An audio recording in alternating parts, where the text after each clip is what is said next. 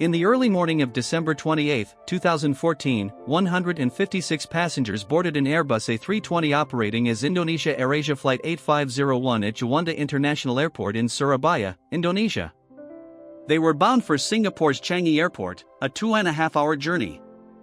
The majority of the passengers were Indonesian, although there were also 3 South Koreans, a Malaysian, a Singaporean, and 1 passenger from the United Kingdom.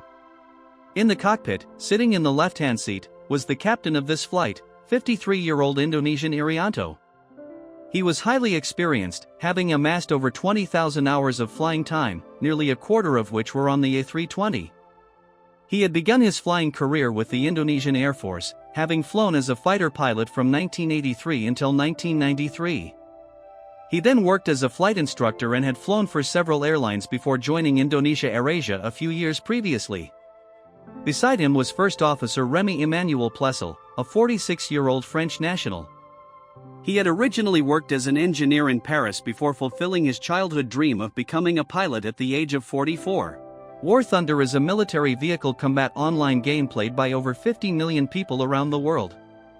I've really been enjoying zooming around in fighter planes and getting into dogfights with other players, or trying to shoot up ships while trying to avoid being shot down myself.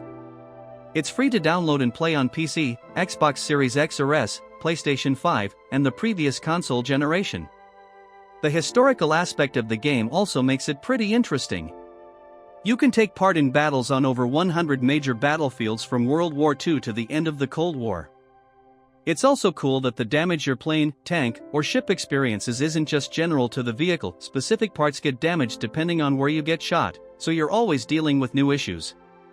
The game is fully cross-platform, so it doesn't matter whether you're playing on a computer or a gaming console, everybody is playing against each other. You can click my link in the description to play War Thunder for free on PC, PlayStation, or Xbox. There's a free bonus just for downloading, which includes a premium aircraft, tank, and ship along with the 3-day account boost. At just after 5:30 in the morning local time, Flight 8501 took to the sky and headed northwest out over the Java Sea, but none of the 162 people on board would ever make it to Singapore. What happened over the next few minutes would shock the world of aviation and would call into question such basic things as the role of automation in the cockpit and how pilots are trained to fly modern aircraft. At 10 minutes to 6 that morning, the aircraft had reached its cruising altitude of 32,000 feet. Due to the enormous clouds in the area and the outside air temperature of -62 degrees Celsius, there was a risk that ice would accumulate on the aircraft. The first officer asked the captain to turn on the aircraft's anti-ice system so that the plane would remain flyable in these conditions. The flight attendants also asked the passengers to fasten their seatbelts given the possibility of turbulence. The atmosphere in the cockpit was relaxed, and the flight progressed as normal along its planned route. Nonetheless, the pilots knew that this would turn out to be a busy flight for them. They were approaching an area of thunderstorms which they would soon need to navigate around, but they had no idea quite how overstretched they would become over the next few minutes. Suddenly, the master caution light illuminated in the cockpit. This was accompanied by a warning message on the ECAM, or Electronic Centralized Aircraft Monitor. It read, Auto Flight Rudder Travel Limiter System. Following standard procedure, the first officer called out ECAM action, which involved the pilots following the checklist which appeared on the ECAM to resolve the issue. The rudder travel limiter is a device which limits the movement of the rudder in the tail of the aircraft as it goes faster, for the same reason that you wouldn't want to turn your car's steering wheel 90 degrees while speeding down the motorway. You wouldn't want an aircraft's rudder to reach maximum deflection while traveling at cruising speed. The ECAM was alerting the pilots to the fact that there was a fault with this system and advising them to reset the computers responsible for it, which are known as FAC1 and FAC2. FAC stands for Flight Augmentation Computer. FAC 1 and 2 make up a vital part of the Airbus A320's flight computers, as they're responsible for important functions like generating wind shear alerts, stall warnings, controlling rudder inputs, and calculating various airspeeds which are critical to the normal operation of the aircraft. The pilots carried out the ECAM actions and reset these computers one at a time using the push buttons on the overhead panel. Both computers then began functioning as normal again. The pilots then turned their attention to the weather radar. On the navigation displays, they could see a big storm ahead of them and to the right. The captain radioed air traffic control and asked to deviate 15 miles to the left of their planned route to avoid this. Thunderstorms are the most dangerous type of weather an aircraft can experience. Lightning, hail, ice, and the severe turbulence found in thunderstorms can and has downed many aircraft over the years, and pilots are taught very early on to give them a wide berth. Air traffic control approved this course change, and the first officer turned the aircraft left by a few degrees. The first officer then conducted the cruise crew briefing, where the pilots discussed what they would do if an engine failed or if they needed to initiate an emergency descent from their present position. They had decided that Semarang, back in Indonesia, would be their alternate airport in such a situation. But they didn't make it far into this discussion before being interrupted again by the master caution warning chime. The same warning had appeared on the ECAM for a second time: Autoflight Rudder Travel Limiter System. The pilots followed the ECAM actions and again reset the computers one at a time. Once again, the systems returned to normal functioning. 2 minutes later, the captain radioed air traffic control asking to climb to 38,000 feet from their current altitude of 32,000 feet. He was hoping that he would be able to climb above the storms, as he could see on his weather radar that at their present altitude, much of the sky was blanketed by convective activity. The controller asked the captain to stand by, as there were currently other aircraft in the area which were above the flight. Again, the master caution chime sounded, and the ECAM notified the pilots that the rudder travel limiter system had again failed. As before, the pilots followed the procedure and reset the two computers, FAC1 and FAC2, and once again the system returned to normal functioning.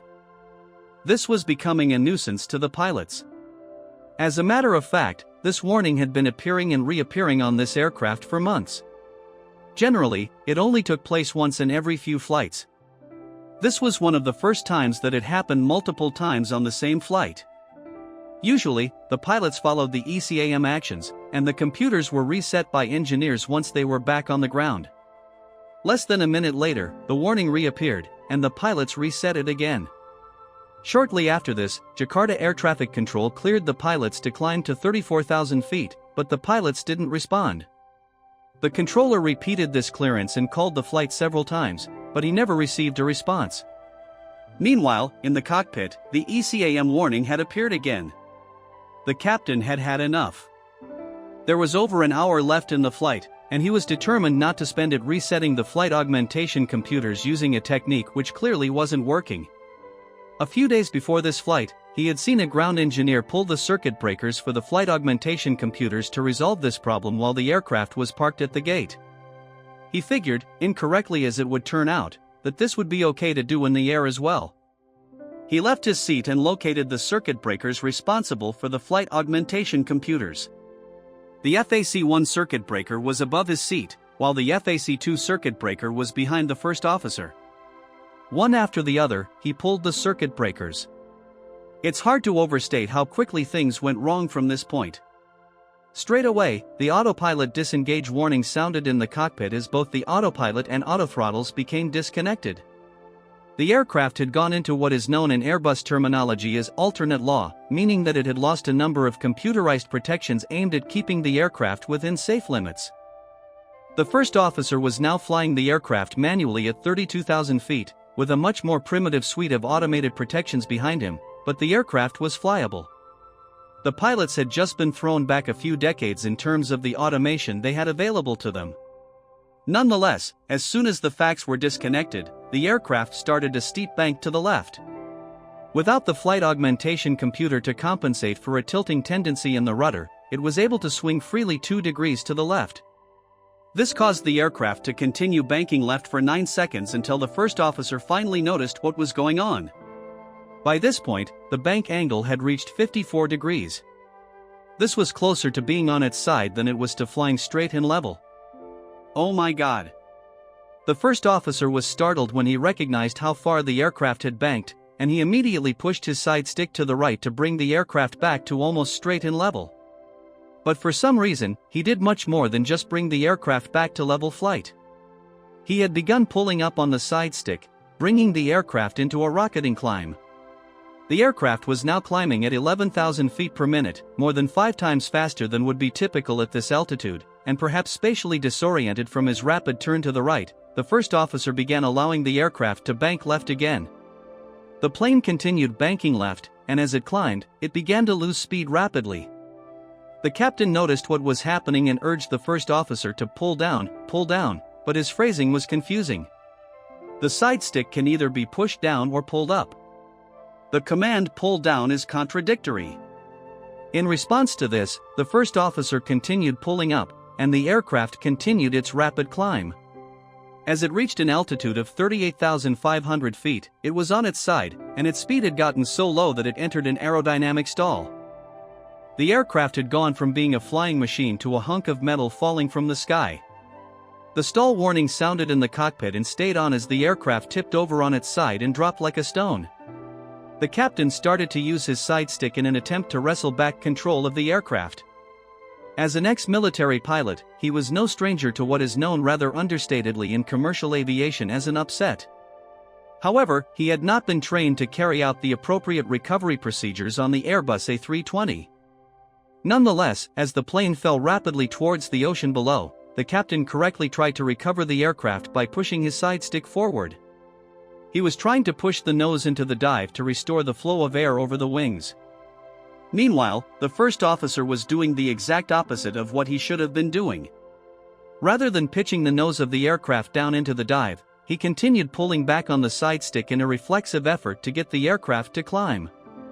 The two pilots' control inputs were averaged out by the aircraft software, meaning that neither pilot was fully in control of the aircraft.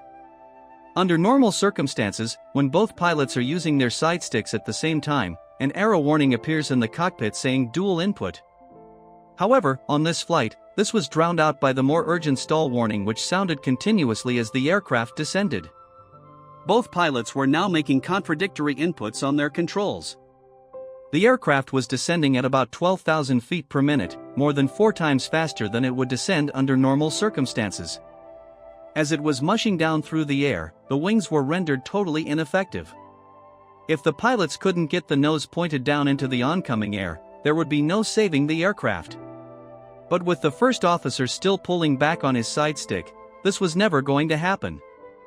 The aircraft continued plummeting toward the earth at terrifying speed, its nose pitched up about 10 degrees above the horizon.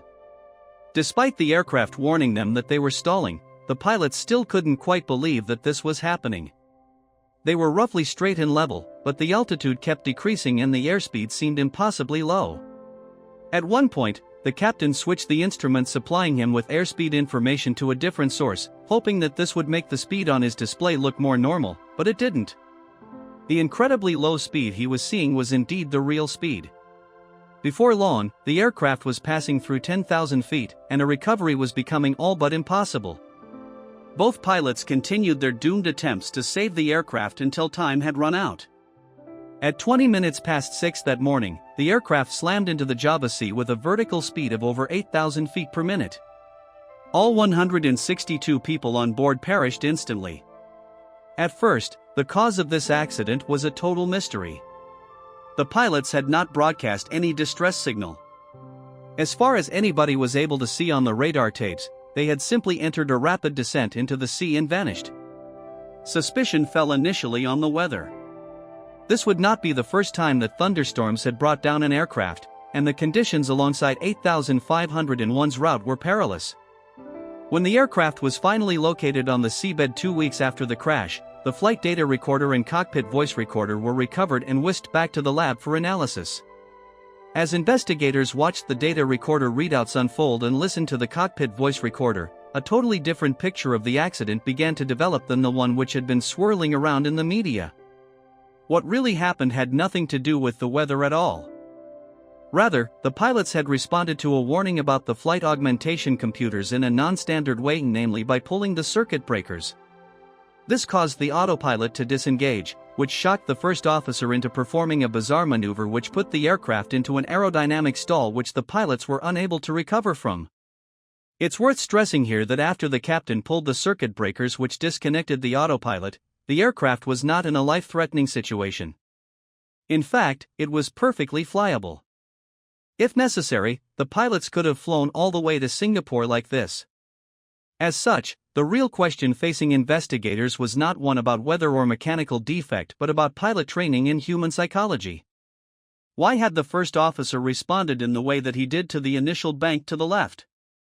What could have possessed him to pull the nose of the aircraft up into a climb which he must have known would lead to a stall? And further, why had the pilots not been able to recover the aircraft from this condition? Shockingly, the answer to that last question was that they were never trained to. Airbus had deemed that this training, known as upset recovery and prevention training, was not necessary on the A320. Their reasoning was that the level of automation on their aircraft was supposed to prevent pilots from ever getting into a situation where they would need to use such training. Needless to say, the final report into this accident recommended that this training become mandatory on the A320, just like it is on the Boeing 737 and other aircraft. And since this accident, that training has become mandatory. Although, even without having received this training, the pilots should have been able to recover the aircraft. In fact, as far as his physical movements on the side stick were concerned, the captain had responded correctly to this upset condition. He pushed the side stick forward into the dive. However, he made a crucial error by failing to notify the first officer that he was taking over with the standard callout "I have control." If he had done this, he would have been able to save the aircraft. The investigators pointed out that he did, however, use the takeover push button on his side stick, which should achieve the same purpose. However, he only did this for a few short seconds at a time, rather than the 40 seconds which are required to transfer control from one side stick to the other. As for why the first officer responded to the initial left bank in the way that he did, investigators considered that he was so startled upon noticing the unusual position of the aircraft that he responded not with his training, but with pure instinct. This action was reinforced by the captain's confusing order to pull down, which he may have registered as a command to pull back on the side stick. As soon as the autopilot disengaged and the plane began banking left, the atmosphere in the cockpit became one of confusion and panic. Standard procedures were thrown out the window by both pilots as they struggled to comprehend what was going wrong with their aircraft, all while alarms blared and the aircraft shook from side to side. If anything, the crash of Flight 8501 is a lesson in how quickly things can go wrong on a plane once training and standard procedures are ditched. The total time between the circuit breakers being pulled and the plane impacting the sea below was just 3.5 minutes. The final report recommended that AirAsia improve their training in crew resource management, basically, teamwork in the cockpit. It also recommended that AirAsia enforce strict adherence to standard operating procedures at all stages of flight, in both normal and emergency situations. As for the original source of the fault message which kept appearing on the ECAM, investigators recovered the computers responsible for this from the wreckage. Upon close examination, they found that there was a cracked solder joint in one of the aircraft's onboard computers. This crack had led to intermittent loss of electrical supply to FAC-1 and FAC-2, leading to them needing to be reset. The final report also made a number of recommendations to Indonesia AirAsia's maintenance department, aimed at ensuring that, in future, recurring technical issues are investigated more thoroughly. These changes will come as little consolation for the families of the victims, but they are part of a never-ending series of safety improvements which continue to make the sky a safer place. As always, let me know if there are any incidents you'd like me to cover, and I'll see you next week for another episode.